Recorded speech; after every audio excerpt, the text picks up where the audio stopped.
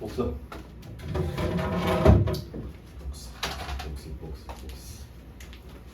일이 뭐 하는 거였어?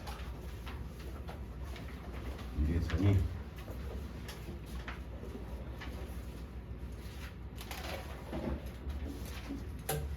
일이냐? 네. 일이 정의가 뭐냐? 에너지를 주고받는 에너지를 주고받는 행위예요. 에너지를 전달하는 매개체라고 했어요. 이걸 기호로 표현하면 일의 양을 델타 W라고 하면 힘에다가 평균적인 힘에다가 여기를 곱하는데 그래프로 그리면 힘하고 물체 위치 사이에 이런 그래프가 있으면 이 그래프의 밑에 면적만 구하는 거다 그랬습니다. 그래서 그 왼쪽 면적을 구할 필요가 없어요. 그래서 얘가 여기에서부터 여기까지 간다 그러면 이게 이렇게 가느냐 이렇게 가느냐 이렇게 가느냐 이렇게 가느냐 일의 양이 다 달라져요. 그래서 그걸 어떻게 물리학적으로 표현하냐면 이 일의 양은 이런 경로의 영향을 받는다 이렇게 표현을 합니다. 나중에 막 이상한 거 하나 찾을 테니까 일단 여기까지 봐주세요.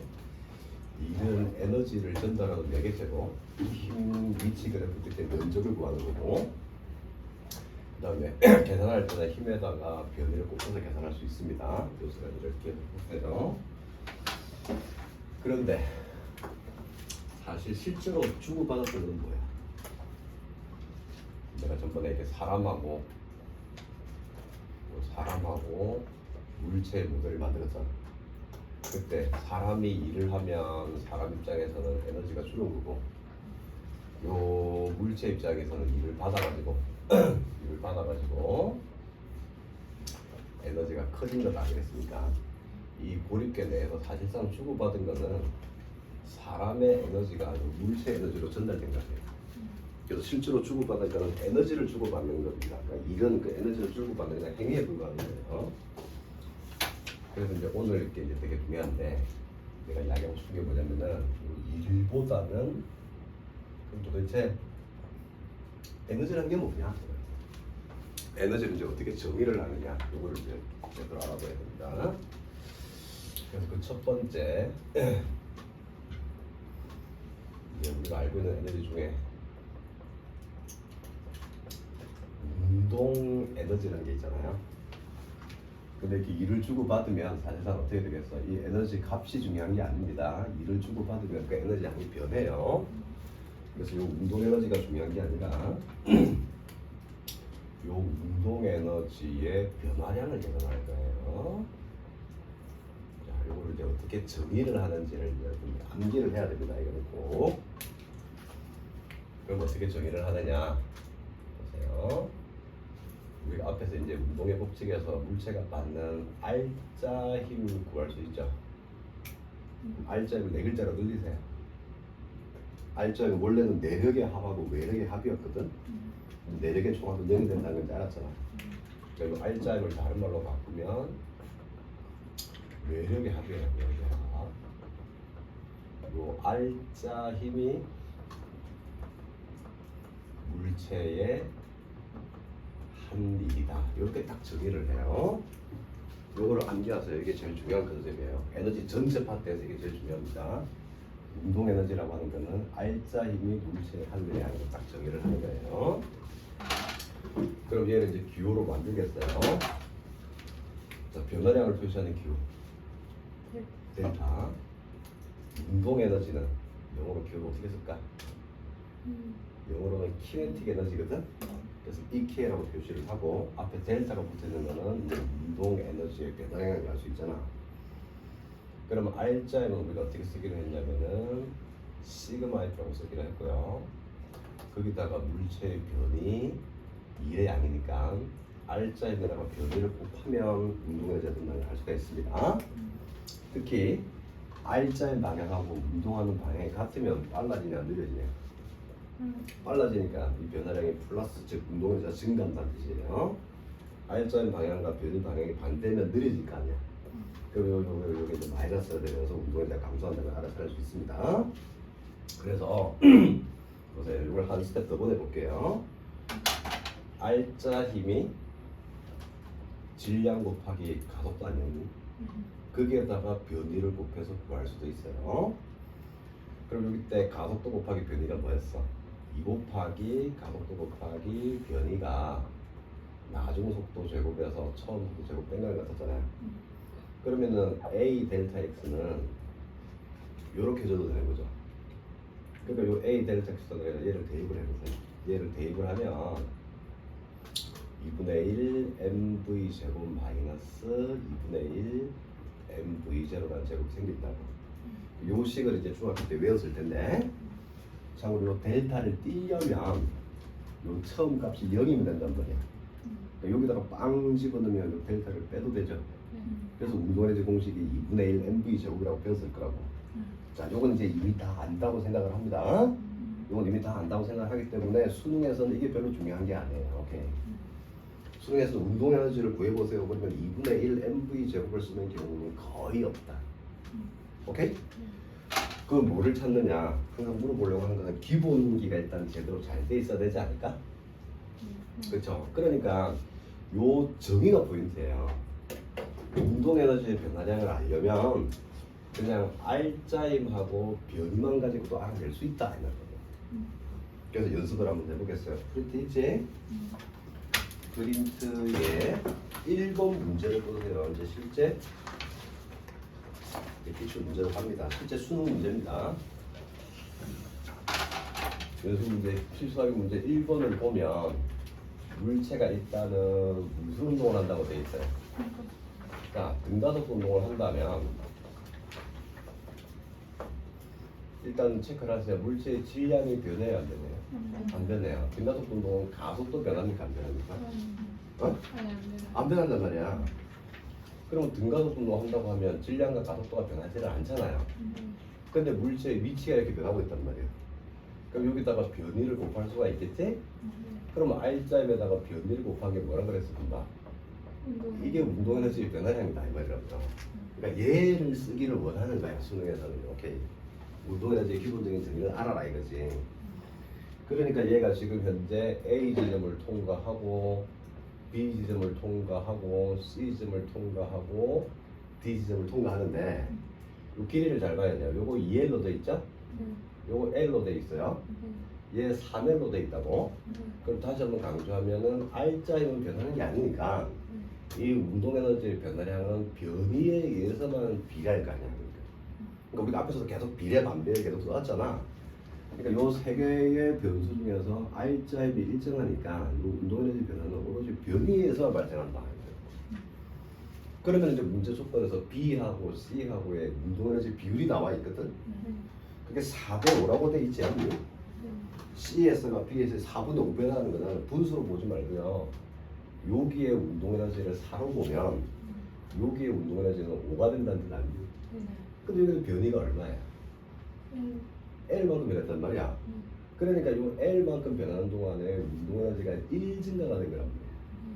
근데 힘은 변화가 없다 그랬어요. 그럼 여기는 변이가 얼마가 생겼어? 2가 생겼잖아. 그럼 당연히 변이에만 운동 에너지가 비례할 거란 말이야. 그럼 여기서 1이 변했다면 여기다 몇이 변해야 되냐? 여기 L이고 여기 2L이니까요. 여기서 1만큼의 운동 에너지가 변했다고 하면 여기도 2만큼 변하면 되는 거 아니야? 그럼 이만큼 운동 에너지가 더 커졌을 거 아니야? 그럼 여기 운동 에너지가 2가 된다는 거 알 수 있죠? 그럼 여기를 생각해. 여기는 이제 3L의 변이가 생겼잖아. 그러면 3만큼 운동 에너지가 커지면 될 거 아니야? 그럼 여기는 운동 에너지가 8이 되지 않겠니? 그러니까 여기 운동 에너지랑 여기 운동 에너지가 2대 8이 된다는 걸 빨리 찾아라 이 말이라고 그러니까. 그럼 운동 에너지 비율만 따지면 1대 4가 되겠죠? 근데 질량은 변해 안 변해? 그럼 속도는 몇 대 몇이겠어? 1대 2가 될 거 아니에요? 운동 에너지가 4배가 된다는 거는 속도가 2배가 되면 되는 거 아니니? 그러니까 그냥 답이 바로 나가잖아요. 이 답이 이거네요. 그러니까 이건 점수 주려고 내는 거다 이 말이지. 이거 빨장을 바꿨어요. 빨장을 바꿨어요. 2분의 1 mv 제곱은 거의 써먹을 일이 없어요. 오케이. 일단 중요한 거는 뭐냐면 R자임에다가 변이만 곱하면 바로 운동의 변화가 나온다 이거예요. 그것 때문에 얘네들이 이제 유도가 되는 겁니다. 그러면은 이 식만 생각해 보면 뭘도 생각해 볼 필요가 없어. 요 식을 잘 보면은 질량을 생각할 필요가 없다고요. 그냥 R자임하고 변이만 알면 운동의 변화가 바로 나온단 말이야. 그래서 내가 예제를 하나 더 만들면 전번 시간에 이제 배운 것까지 같이 가겠어요. 얘는 질량이 20m짜리고 얘는 질량이 라지 m짜리인데 이름은 A, B라고 붙입니다. 근데 B의 질량이 A 질량보다는 커. 근데 몇 배 큰지는 몰라. 그런데 얘네들이 받는 힘은 똑같다는 거 알았어요. 오케이.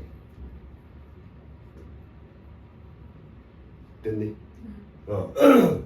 근데 요 A든 B든 초기의 운동 상태는 전부 다 정지돼 있다고 가정을 합니다. 그럼 이제 힘이 작용하면 슉 가속이 되겠지. 가속이 돼가지고 똑같은 변이를 만들어서 요 지점과 요 지점을 지금 현재 통과하고 있다는 걸 알았어요. 오케이. 그러면 이제 뭐를 비교를 시키냐면은 속도를 비교시킬 수도 있고 운동량 같은 걸 비교시킬 수도 있는 거라. 그럼 일단 같은 것부터 체크를 해보세요. 뭐가 똑같지? 그래 똑같아요. 또 힘 똑같아요. 그러면 물체가 받는 R자임이랑 거리가 똑같다는 거 알았잖아. 그럼 일단 같은 것부터 먼저 찾는 거라. 그리고 요 지점을 통과할 때 뭐 같아야 돼? 다시 이거 답이 잘 안 나오면 계속 내가 말을 시키겠어요. 다시 운동에너지 변화량은 운동에너지 변화량은 R자임이 한 일의 양이라고 그랬단 말이야. R자임이 같다는 게 체크가 됐잖아요. 변이도 같다는 게 체크가 됐잖아요. 그러면 얘네들이 여기에 도착할 때 뭐가 같아야 돼? 그렇지, 질량 보지 말라 이 말이야. 일단은 질량 보지 말란 말이야. 질량은 상관없단 말이에요. 오케이? 그럼 여기에 도착하는 순간에 운동 에너지가 이렇게 된다고 하면 그 운동 에너지가 같다는 거를 바로 체크할 수 있지 않니?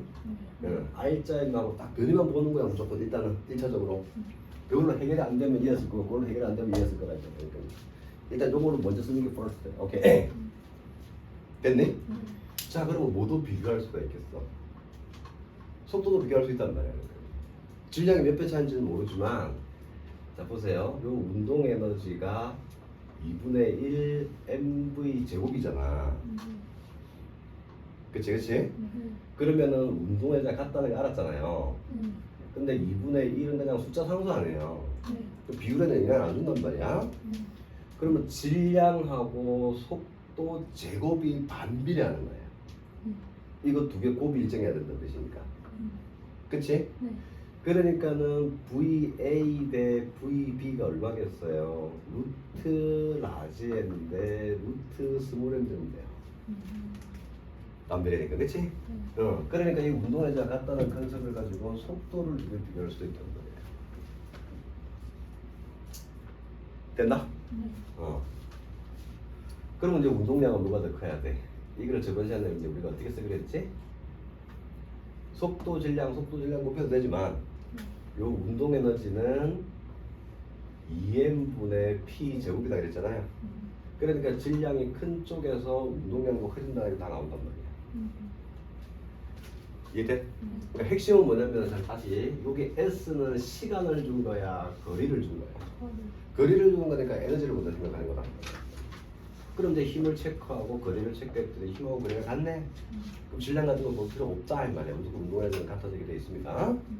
그럼 운동에너지가 같다면 그걸 생각해 보세요. 운동에너지가 같다면 질량이 큰 새끼가 속도가 느리게 나오는 건 당연한 거예요. 됐지?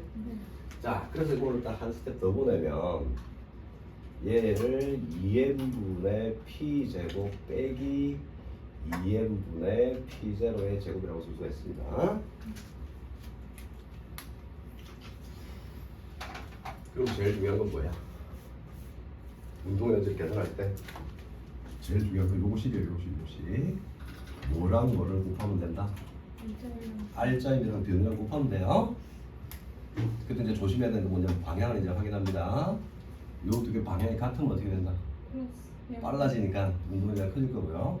요 방향과 요 방향이 반대면은 운동에너지가 줄어요. 됐지? 네. 자, 그래서 항상 이걸 먼저 생각하세요. 잘못 못하게 해요. 얘를 생각한 다음에 그럼 요식은 언제 쓰냐면 가속도가 궁금하잖아. 그러니까 요식으로 쓰면 돼. 오케이. 됐지? 두 번째, 속도가 궁금하다면 요식 들어가 주세요. 그러니까 조금 전에도 자, 요걸 갖고 R자하고 변이 가지고 운동에너지 비율이 2, 4, 5, 8 되는 거 찾았잖아.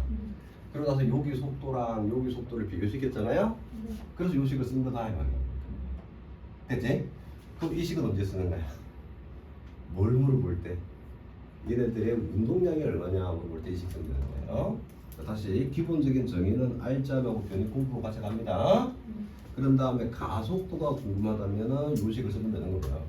속도가 궁금하다면은 요식을 쓰면 되는 거고, 운동량이 궁금하다고 하면 요식을 쓰면 되는 거예요. 됐죠? 네. 자, 그 다음 이거를 이렇게 쓰는 것도 볼펜이 많이 들어요. 많이. 그래서 이걸 어떻게 할 거냐면 요걸 이제 잘 해야 됩니다. 우리가 앞에서 뭐를 알았느냐, 예를 들어서 질량이 M인 물체와 질량이 2M인 물체를 어떤 매력 F의 색을 쫙 끌고 간다고 생각해봐요. 그럼 이제 뭐를 알았지? 얘의 R자임과 얘의 R자임 비율이 있었잖아. 그게 뭐의 비율이랑 똑같아? 근데 너는 바로 구해야지. 이 질량 얼마야? 다시 모두 겹합니다. 이 질량 M이지? 네. 이 질량은? 예. 그럼 합치면 3. 3M인데 얘는 그 전체 질량 3 중에 1을 차지하고 있잖아. 그러면 요 외력 F의 3분의 1을 얘가 가져가는 거 아니었어? 그리고 3분의 2는 얘가 가져가는 거였단 말이야. 즉 얘네들의 질량 비율대로 요 전체 외력을 쪼개서 R점이 생기잖아요. 자, 그럼 이제 우리가 뭐를 이제 생각할 수가 있었냐면은 질량하고 R점이 서로 비례하지? 그런데 얘가 1m를 가면 얘도 1m 가야 되는 게 아니야. 이 실은 길이가 변하는 게 아니잖아요. 실은 길이가 변하는 게 아니니까 얘의 변이와 얘의 변이가 항상 같지? 네. 그래서 변이가 같다는 걸 체크하세요. 오케이. 그럼 결국은 R자임의 비율이 운동에너지의 비율을 또 정하게 되는 거예요. 그래서 앞에서도 내가 이야기했지만 항상 문제가 어려운 문제들은 뭐를 안 준다? 질량을 안 줘요. 그럼 질량을 찾으라는 말은 다른 말로 바꾸면 운동에너지 비율을 찾으라는 말하고 같은 말이다. 얘의 변화, 우리가 특히 물리학 원에서는 얘하고 얘가 한 개의 줄이나 개의 줄로 엮여져 있으면 항상 움직이는 거리가 같아지지 않니? 네. 그럼 R자임 자체가 질량에 딱 비례한다는 걸 알았잖아요. 그러니까 거리는 똑같은데 이제 R자임이 달라진다면 그 R자임의 비율만큼 운동에너지가 결정되는 거 아니니? 됐냐? 네. 그래서 얘네들이 이제 운동에너지를 이제 어떻게 쓸 거냐면 이거를 일일이 다 안 쓸 거예요. 그냥 얘의 운동에너지를 E라고 쓴 거야. 그럼 얘의 운동에너지는 2라고 써주면 된다 이거예요. 그래서 운동에너지가 1대 2라는 걸 알았으면 질량도 1대 2가 된다는 걸 알아차리면 된다 이거예요. 단 조건은 얘의 변이와 얘의 변이가 같아야 돼요. 근데 이런 시스템 문제가 나올 때 변이를 다르게 주는 문제는 없단 말이에요. 그러니까 운동에너지를 일일이 다 쓰는 거 귀찮아서 질량에 비례하게끔 그냥 2 이렇게 쓰면 되는 거고, 예를 들면은 이제 질량을 몰라요. 예를 들어서 그래서 얘의 질량을 M1, 얘의 질량을 M2라 그럴게. 오케이? 그럼 운동에너지를 E1, E2로 놓으면 되는 거예요. 그러고 나서 나중에 E1, E2의 비율이 딱 나오잖아? 그럼 그게 결국 질량의 비율이 된다는 걸 알면 됩니다. 자, 그래서 운동에너지는 딱 여기까지예요. 운동에너지는 다시 한번 이야기하면 중학교 때는 주로 요거 써서 계산을 했지만 이제 이게 중요한 게 아니다 이 말이라고. 운동에너지가 이런 식이 나왔다는 것을 중학교에서는 암기시켰지만 이제 그 이유가 있다는 걸 모르는 거예요. 그러니까 R자임하고 변이 곱으로 운동에너지 변화량을 계산할 수 있으니까 일단 질량은 몰라도 된다 이 말이라고. R자임하고 변이가 같다면 우리도 운동에 같아지는 거고, 단 이제 변이가 같은 조건에서는 운동에너지가 같다면 질량도 같다는 뜻이에요. 여기서 하는 겁니다. 다시 요 식은 언제 쓰는 거나? 가속도 물어볼 때요. 요 식은 속도 물어볼 때요. 요 때는 운동량 물어볼 때 이 식을 쓰시면 돼요. 자, 그리고 내가 저번 주에 이야기했지만 중학교 때 배운 걸 이제 다 고쳐야 돼요. 그 중에 이제 제일 대표적인 게 요겁니다. 기본적인 정의를 알아야 된다 이거. 그 어떻게 뒤에는 남학생들 좀 대답 좀 하세요. 중학교 때 알고 있었던 내용들을 이제 머릿속에서 빨리 지워야 돼요. 오케이. 안 그러면 자꾸 헷갈립니다 이게. 자, 두 번째 이제 무슨 에너지가 있냐면 역학적 에너지라고 들어봤을 거예요. 역학적 에너지는 무슨 에너지를 이야기합니다. 역학적 에너지는 자 중학교 때는 자 여기 내가 E라고 써놓으면 전부 다 에너지라는 뜻이에요. 운동 에너지랑 무슨 에너지 합 위치 에너지인데 그 위치 에너지 이름을 이제 바꿔요. 위치 에너지 이름을 포텐셜 에너지로 바꿉니다. 일단은 같다고 생각해도 좋아요. 포텐셜 에너지는 위치 에너지로 봐도 좋아요. 나중에 아주 고급스러운 물량으로 가면 포텐셜 에너지를 위치 에너지라고 번역하면 안 됩니다. 그래서 이제 위치 에너지라는 걸 버리고 포텐셜 에너지로 바꾸는 거야. 요 두 개 합이 역학적 에너지가 돼요. 대답하세요. 틀려야 돼요 이거. 그럼 중학교 때 주로 가리키는 건 뭐냐면은 역학적 에너지가 언제 보존되느냐. 자, 보존된다는 말은 무슨 말이냐면은 항상 이 두 개 값이 일정하게 유지된다는 뜻이 아니라 운동 에너지가 커진 것만큼 포텐셜을 줄어도 요 전체 합은 변한 게 없죠. 그게 보존 법칙 아니었어? 그러니까 운동 에너지가 커질 때 포텐셜이 그만큼 줄어드는 거고 거꾸로 운동 에너지가 줄었다면 그만큼 포텐셜이 커진다는 거 아니야? 근데 역학적 에너지가 항상 보존되는 게 아니에요. 언제 보존되지?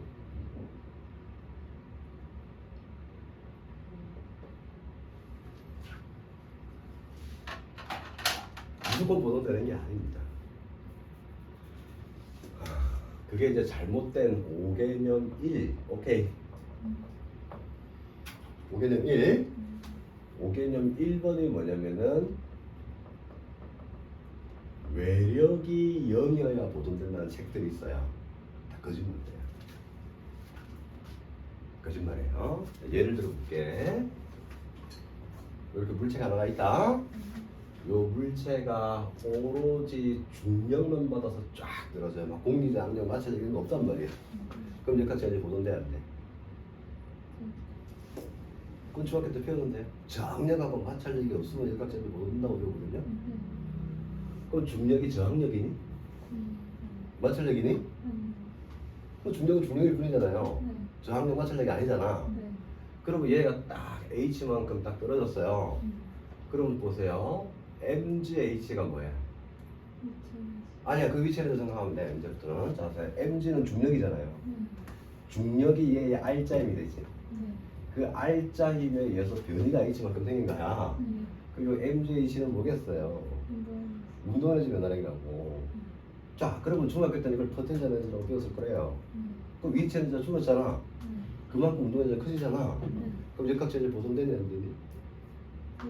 됐죠? 다시 중력이 일을 한 것만큼 운동 에너지는 커지게 돼 있다는 거예요. 공기장 마찰력이 없으니까. 그럼 역학적 에너지가 보존되냐 안 되냐? 될 수밖에 없다고. 다르게 생각해 보면은 보세요. 여기에 포텐셜 에너지를 MJH라고 쓰는 거예요. 그 지점에서 운동 에너지를 빵이라고 하자 이 말이지. 그럼 여기 포텐셜 에너지는 0이 되겠지? 대신에 중력이 MJH만큼 일을 했잖아요. 이게 이제 운동 에너지잖아요. 그럼 요 값하고 요 값이 달라져요? 안 달라져요? 참고로 요거는 운동 에너지입니다. 포텐셜 에너지가 아닙니다. 요 먼저 있는 게 포텐셜 에너지예요. 그래서 포텐셜 에너지가 줄어드는 만큼 운동이 커졌다는 게 보이잖아. 그럼 역학적 에너지 보존되니 안 되니? 되죠? 자, 그런데 우리가 앞에서 내력하고 외력을 배웠잖아. 그럼 요 중력은 누가 준 거야? 지구가 준 거야. 지구는 요 개 속에 있는 물체야, 밖에 있는 물체? 밖에 있는 물체죠? 그리고 물체 입장에서는 요 중력이 내력이 되니 외력이 되니? 자, 외력이 작용했어 안 했어요? 외력이 작용해도 역학적 에너지 보존되네요. 근데 외력이 없을 때는 보존된다는 말이 그래서 틀린 말이다. 외력 보고 푸는 게 아닙니다. 역학적 에너지는. 됐니? 그래서 이 컨셉을 머릿속에 갖고 있다고 하면은 빨리 버리세요. 오케이? 외력이 작용해도 역학적 에너지 보존되는 경우가 있습니다. 그러니까 두 번째 5개념. 이것도 중학교 때 주로 가르친 거. 중학교 때 금방 뭐라 그랬어? 언제 역학적 에너지가 보존된다? 뭐가 없어요?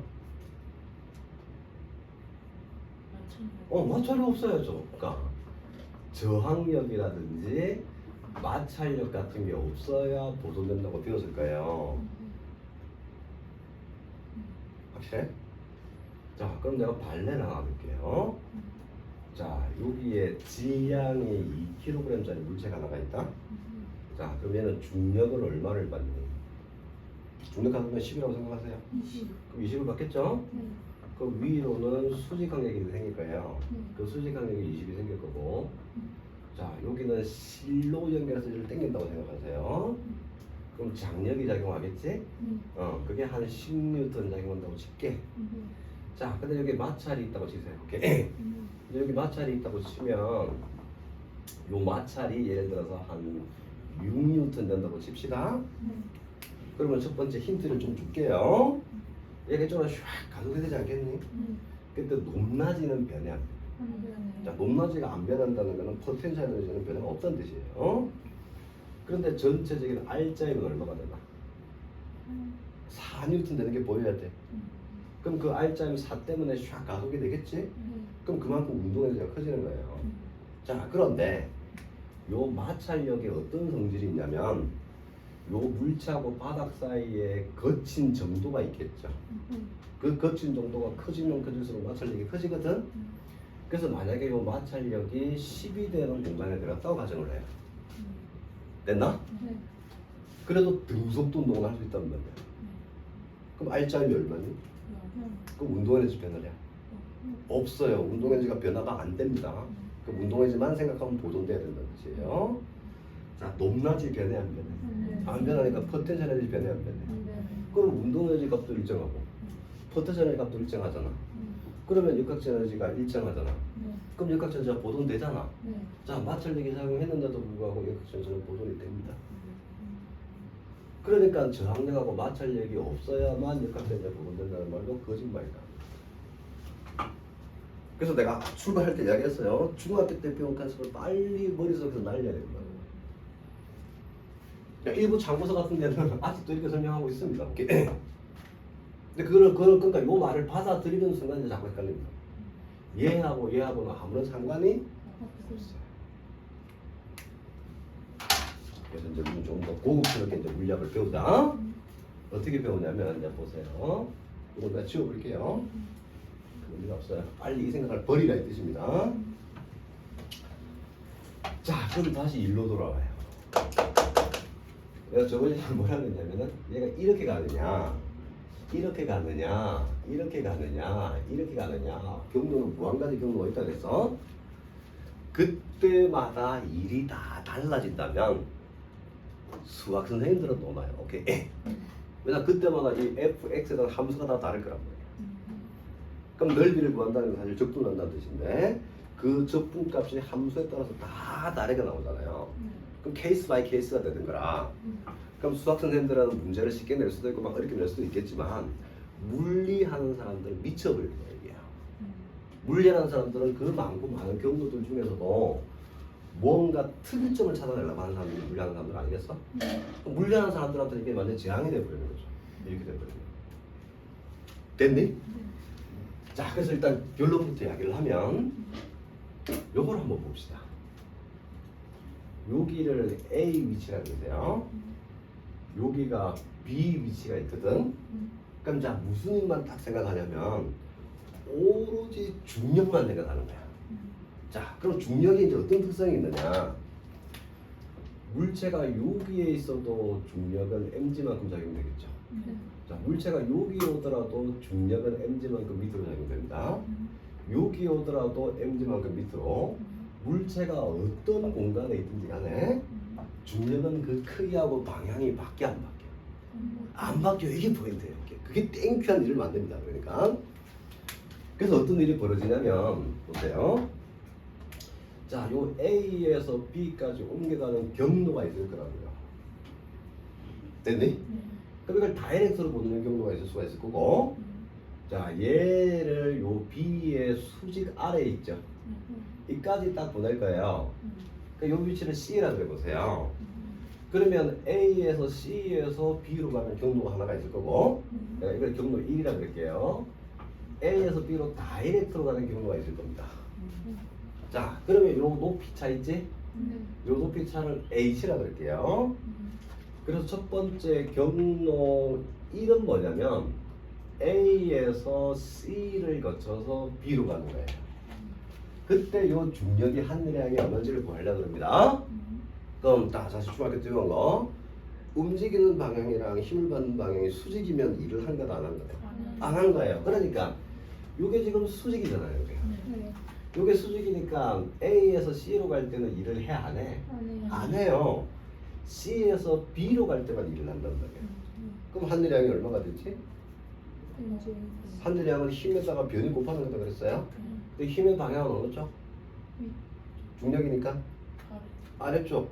변이 방향은 위쪽. 그러니까 요 경로로 갈 때 중력의 하늘의 양은 마이너스 mgH가 돼요. 마이너스 왜 붙은지 알겠죠? 방향이 반대라서 그런 겁니다. 자, 그런데 A에서 C, B로 이제 경로 2는 요거를 B로 바로 보내는 거예요. 근데 중력 방향이랑 변이 방향이 이제 같냐? 반대냐? 수직이냐? 그것도 아니잖아요. 그래서 이걸 어떻게 할 거냐면은, 자, 요 각도 있죠? 요 각도를 세타로 잡으세요. 요 각도 세타로 잡으면 중력을 요쪽으로 하나, 요쪽으로 하나 이렇게 분해가 된다고. 그리고 요렇게 수직인 거 보여? 요렇게도 수직인 거 보여? 그럼 요 각이 공통끼리 각이 돼요. 그럼 요 각이 세타가 되겠지?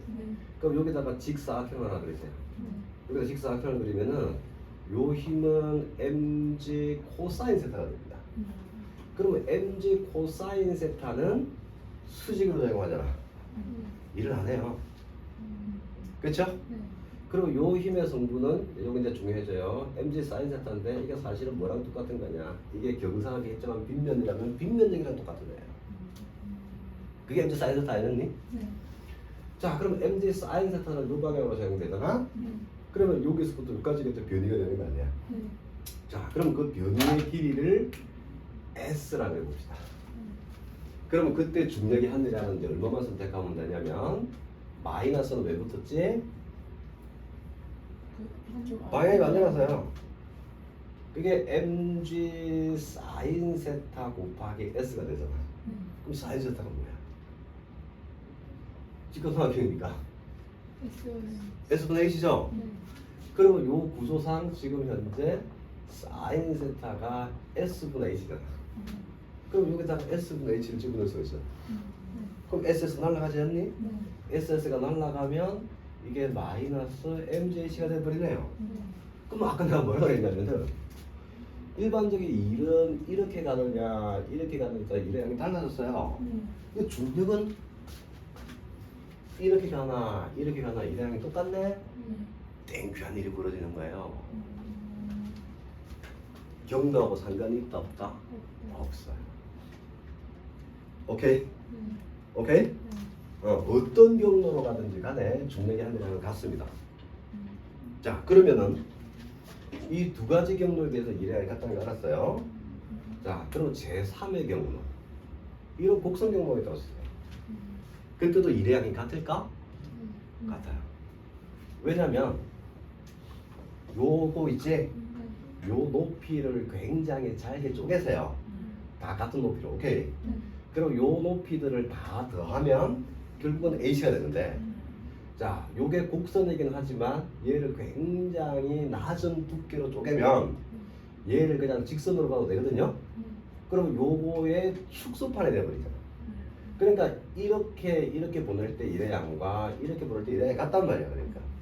근데 요쪽으로 가는 거는 일을 안 하는 거라 그랬잖아요. 요것만 일을 하는 거라 그랬잖아요.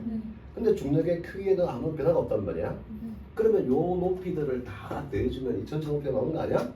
그러니까 결국은 이런 곡선 경로로 가더라도 중력의 한대량은 똑같다. 그래서 이제 힘이라고 해서 다 똑같은 힘이 아니다 이 뜻이에요. 참고로 중력은 이런 특성을 보이지만 장력은 이런 특성을 안 보여요. 장력은 이렇게 줄 때 그 주는 사람 마음이잖아요. 요렇게 보내더라도 장력은 주는 사람 마음이잖아요. 네. 그러면 이렇게 갈 때 1의 양과 이렇게 갈 때 1의 양이 같다고 이야기할 수가 없단 말이에요. 근데 중력은 항상 같아지거든요. 자, 그래서 이제 힘을 두 가지로 나눌 거예요. 오케이. 두 가지로. 이제 내력, 외력이 아니에요. 내력, 외력으로 나누는 게 아니라 뭔가 이제 새로운 이름을 붙일 겁니다. 이제 힘을 구별하는 두 번째 방법이 생긴다는 뜻이에요. 자, 그러면 중력이 한 내량은 뭐랑 무관하다? 중력이 한 내량은 경로하고는 상관이 없잖아. 그러면 요런 힘들의 캐릭터가 1번이 된다 그래. 참고로 요렇게만 된다 그래서 걔한테 또 이름을 붙이는 것도 아니에요. 더 중요한 게 뭐냐면 2번 조건이 더 중요합니다. 물체 여기 있다. 이걸 어떤 이런 폐경로상에서 돌려서 다시 원위치를 시켜요. 자, 그럼 우리가 조금 전에 뭐를 봤냐면 얘가 여기까지 올라갈 때 중력의 한 내량이 있겠지. 그게 이 곡선 경로로 가나 이 직선 경로로 가나 같은 값이 된다 그랬잖아요. 그럼 이 높이를 h라고 해보세요. 그럼 올라갈 때는 얼마만큼의 일을 했어? 마이너스 mj죠. 방향을 내 선택을 잘해야 돼요. 중력은 아래쪽인데 얘는 위로 그냥 h라고 올랐다 생각하면 된다고. 다시 이렇게 곡선으로 가더라도 그냥 이렇게 간 거랑 일이 똑같다는 건 알았어요 이제. 그러면 다시 내려올 때는 변이가 그냥 이렇게 돼버리는 거 아니야. 그리고 변이 방향이랑 힘 방향이 같이. 그리고 중력이 플러스 mj만큼의 일을 한단 말이야. 그럼 합하면 얼마가 돼요? 자, 그럼 어떤 임의의 폐경로를 따라서 한 바퀴 돌아서 다시 원래 위치로 돌아온다면 얘가 한 내량이 얼마가 돼버려요? 이렇게 되는 힘을 이제부터 보존력이라고 붙입니다. 오케이. 됐니? 됐니? 그리고 대충 요거는 몰라도 상관은 없어요. 그러니까 뭔가 요거랑 좀 달라진 애를 하나 보이려고 했던 겁니다. 오케이? 자, 그러면 이제 내가 여러분들한테 이제 뭐를 가르치려고 하냐면, 자, 이제 우리가 힘을 분류를 할 거예요. 그 첫 번째 기준이 뭐였냐면, 힘이 내력이 되느냐, 외력이 되느냐, 이렇게 구별하는 거 있잖아. 됐니? 요 원리 이해 안 되면 그냥 요것만 암기하셔도 됩니다. 외워주셔도 돼요. 그럼 중력은 내력이 되냐, 외력이 되냐? 매력이요. 아니, 중력이 내력이 될 수도 있죠. 네. 왜냐면 지구까지 하나의 결을 묶어버리면 되잖아. 즉 내력이 되느냐, 외력이 되느냐, 요거를 구별하는 방법은 걔 때문에 달라지는 거잖아요. 그럼 장력은 내력이 돼요, 외력이 돼요? 매력. 다시 요거 두 개를 하나의 결을 묶으면 장력은 내력이 되겠지만 얘를 한 개의 결로 생각하면 외력이 되죠. 그럼 마찰력은 내력이 돼요, 외력이 돼요? 그럼 걔를 어디까지 보면 다 다른 거예요. 조금 전에 그거 찍어버렸네. 물체가 이렇게 있으면은 마찰력 이렇게 반다 그랬지? 그럼 마찰력의 반작용은 땅에 있단 말이야. 그럼 땅까지 포함시켜버리면 내력 되는 거 아니야? 그럼 좋아. 수직한 게 내력이야, 그러죠. 그것도 또 다르죠? 용수철이 물체를 당겨내면 탄성력이라고 한다 그랬어? 그럼 탄성력은 내력이야, 외력이야?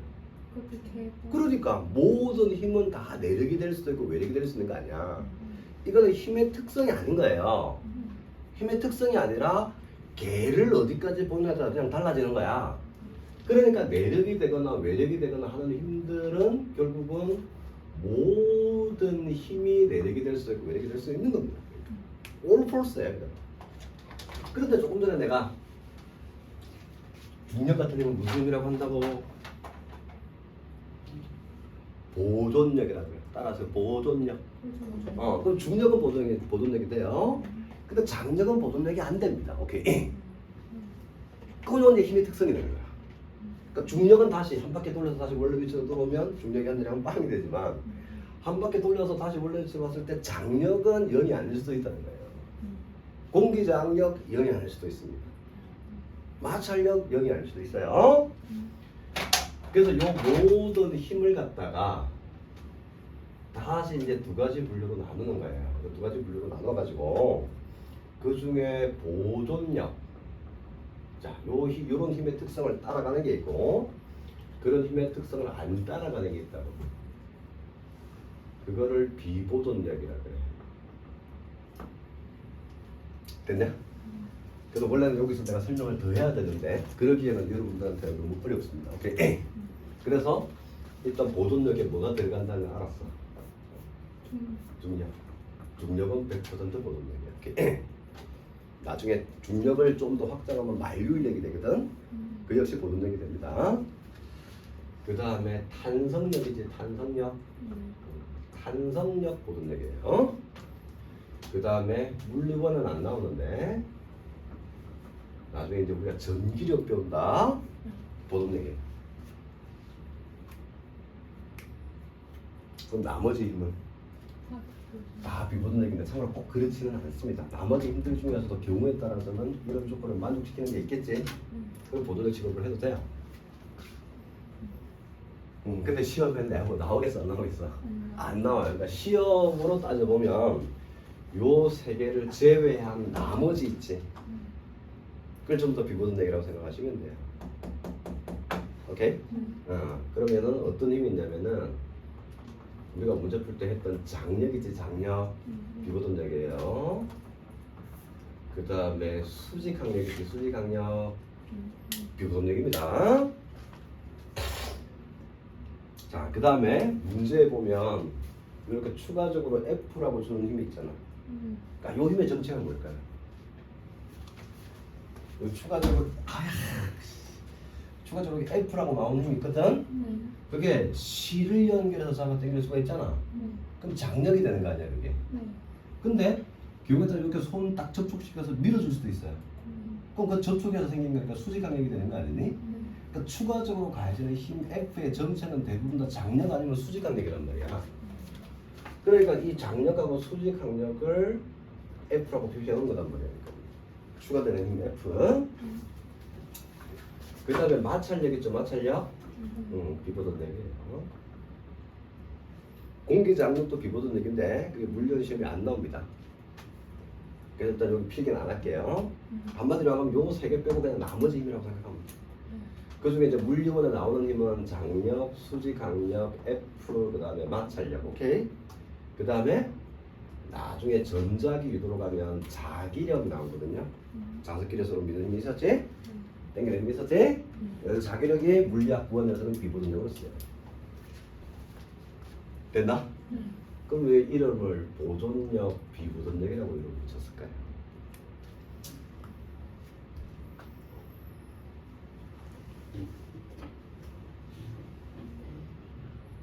왜 많고 많은 이름 중에 하필이면 이름을 보존력, 비보존력이라고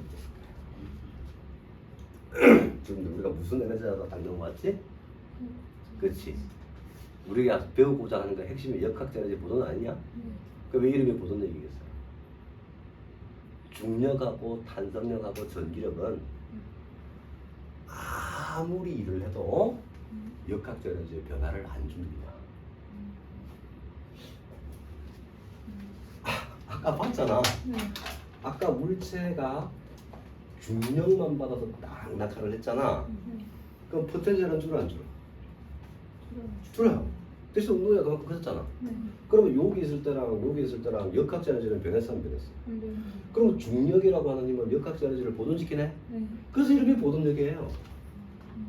얘네들은 아무리 많은 일을 해도 역학적 에너지를 절대 안 건드려요. 오케이? 하나 더 가볼게요. 자, 스프링이 있다. 여기 물체가 하나 있다. 얘를 당겨. 손 놔.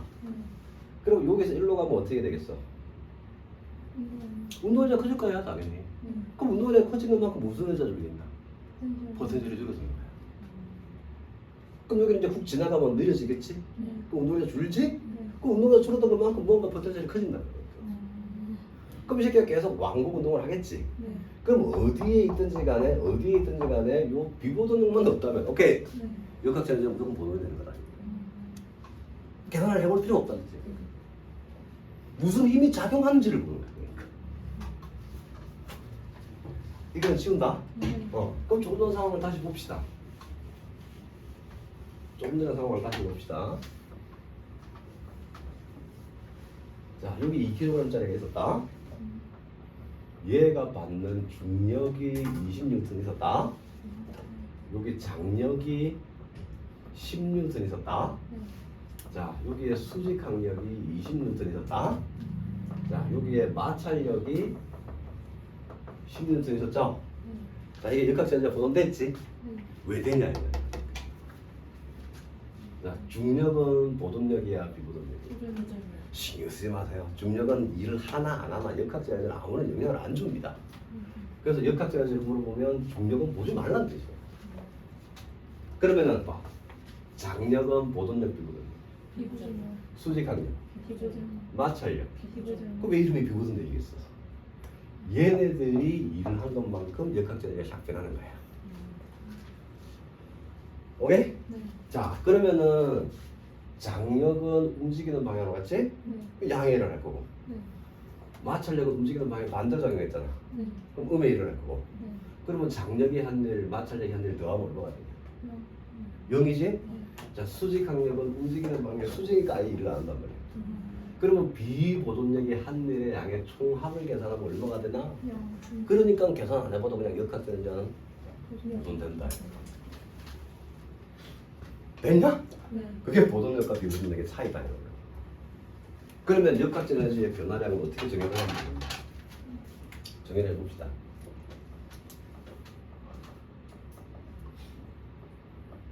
역학적 에너지의 변화량은 어떻게 정의를 하면 될까요? 딴 거 보지 마. 비보존력이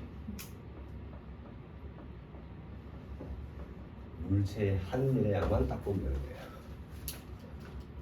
요거 생각하지 말고 나머지 힘이 하는 일을 찾아라. 주로 시험에서는 장력, 수직강력, 마찰력, 자기력 요 네 개의 힘이 하는 양을 찾는 거예요. 됐니? 네. 그래서 비보존력의 한 일의 양이 전체적으로 플러스네? 네. 무슨 뜻이야? 양의. 양의 일을 했다는 말은 역학적 에너지가 네. 증가한다는 뜻이에요. 음으로 나오면 감소. 감소했다는 뜻이고 비보존력의 한 일의 양이 빵이라면 보존되는. 보존력. 예를 들면 이제 보셈 이제 눈으로 보면 이제 딱 보이는 거예요. 오케이. 이제 우리가 지금까지 뭐를 공부했냐면은 여기가 2m짜리, 여기에 2m짜리, 여기에 m짜리를 딱 배치를 해놔요. 그럼 요 놈을 A, 요 놈을 B, 요 놈을 C라고 해봅시다. 이제 에너지 물어보다가 힘 봐야 돼요. 힘. 그럼 여기에 무슨 힘이 있어? 중력 EMG가 있지? 네. 자, 여기에 걸리는 장력을 T1이라고 그럴게. 자, 여기에 걸리는 장력을 T2라고 그럴게. 여기에 걸리는 T1, sorry. 여기에 걸리는 장력을 T2라고 그럴게요. 네. 그럼 요것도 T2가 되겠지? 네. 여기 MG가 있겠지? 네. 자, 에너지 물어보더라도 이제 힘만 보면 답이 보이는 거야. 이해돼? 네. 자, 얘의 역학적 에너지는 증가하겠냐, 감소하겠냐? 감소. 너무 잘한다 지금. 자, 중력은 보존력이야 비보존력이야? 보존력. 신경 쓰지 마. 얘 역학적 에너지 아무 상관없어. 됐지? 네. 장력은 비보존력. 그쵸? 네. 그렇죠 그렇죠? 네. 근데 장력 방향이 어느 쪽이야? 이쪽이잖아. 네. 근데 물체는 어느 쪽 떨어지겠어? 아래쪽. 그렇지. 그럼 장력이 양의 일을 해, 음의 일을 해. 음의 그럼 얘는 역학적 에너지가 줄어요. 줄어요. 자, 얘는 어느 쪽으로 올라가겠어? 아, 이거 올라가겠어. 약간 안 되지. 얘는 세상에 가벼운 놈이잖아. 네. 다리 위로 끌려 올라갈 거 아니에요. 네. 그럼 얘가 움직이는 방향이랑 장력 방향이 같아요. 같잖아. 네. 그럼 얘는 역학적 에너지가 증가. 커질 거예요. 그럼 B는?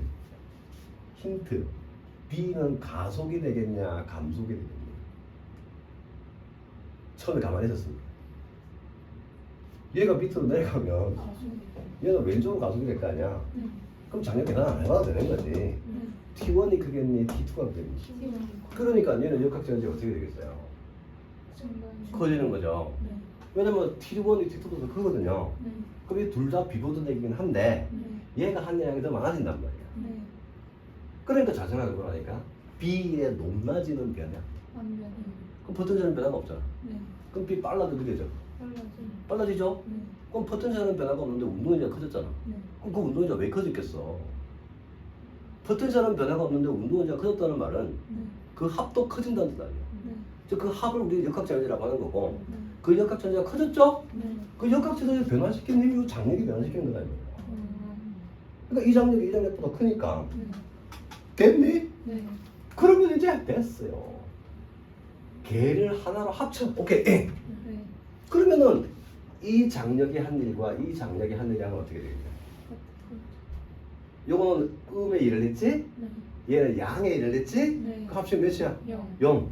요 장력이 한 일하고 요 장력이 한 일 합치면 0.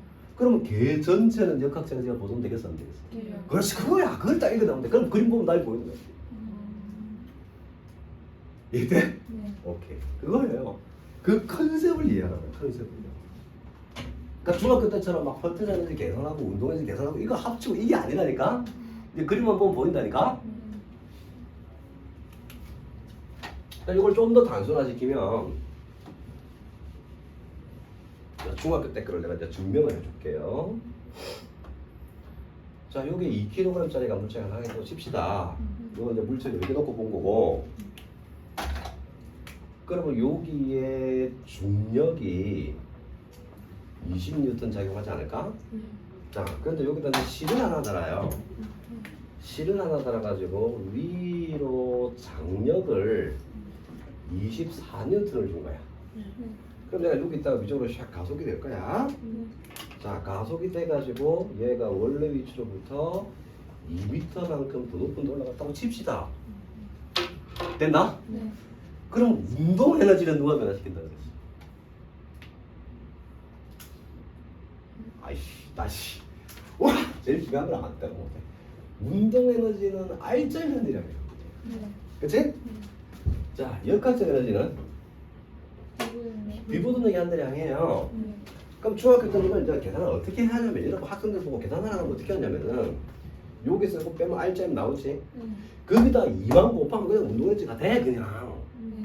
근데 그거를 끝까지 이게 R자면 4 구했지. 네. 질량이 2지. 네.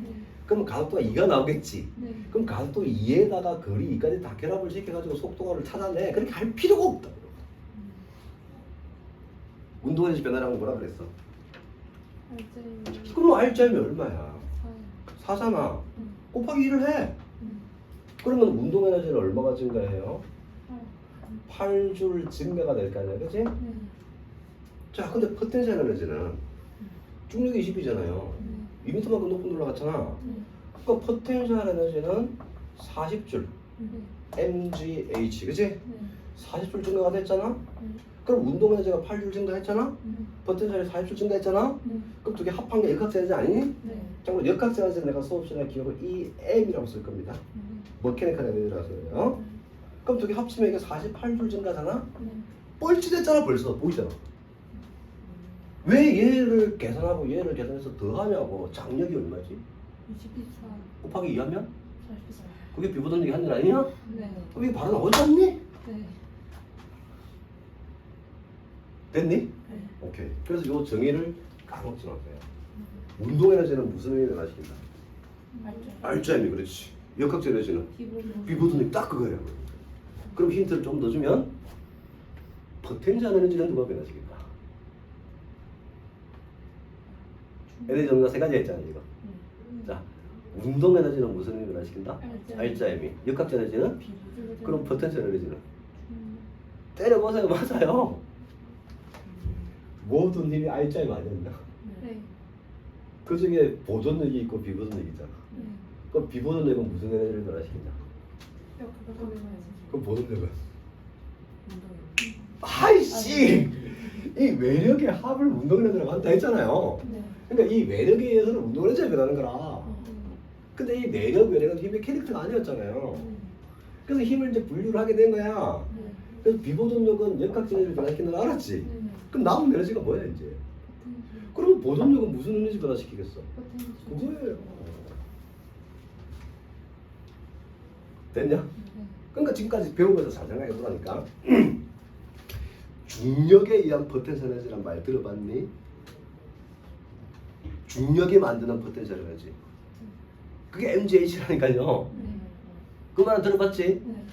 근데 장력이 만드는 포텐셜 에너지란 말 들어봤어? 아니요. 그걸 들어보면은 100% 대학을 못 가요. 왜냐면 장력은 보동력이야 비보동력이야. 비보는. 비보동력은 포텐셜 에너지를 안 만들어요. 네. 됐니? 네. 그럼 나중에 내가 수업 시간에 탄성력이 만드는 포텐셜 에너지 가르치겠어 안 가르치겠어? 가르치고 가죠. 탄성력이 만드는 포텐셜 에너지 그게 있겠니 없겠니? 있어요. 왜 탄성력 보존력이니까요. 네. 그 물리원에서는 중력이 만드는 포텐셜 에너지, 탄성력이 만드는 포텐셜 에너지를 알아야 된다고. 그 물리 두 과목 이제 뭐 배웠어? 전기력이 만드는 포텐셜 에너지, 만류력이 만드는 포텐셜 에너지를 배우는 거예요. 교육과정이 높아지면 아니 그러니까 이제 수학이 잘 안 되기 때문에 아까 내가 만류력이라든지 전기력이 보존력이라는 걸 보여줬어야 되는데 그 막 적분 같은 거 막 해야 된단 말이에요. 그래서 내가 그냥 생략을 한 거란 말이야. 오케이. 그러면 탄성력이 만드는 포텐셜 에너지도 있겠어 없겠어? 있어요.